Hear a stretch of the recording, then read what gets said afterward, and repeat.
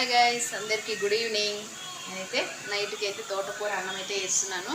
So ఇవాళ అయితే చపాతీ చేయట్లేదు, కొంచెం ఒంట్లో నీరసంగా ఉంది, అందుకే చపాతీ చేయట్లేదు.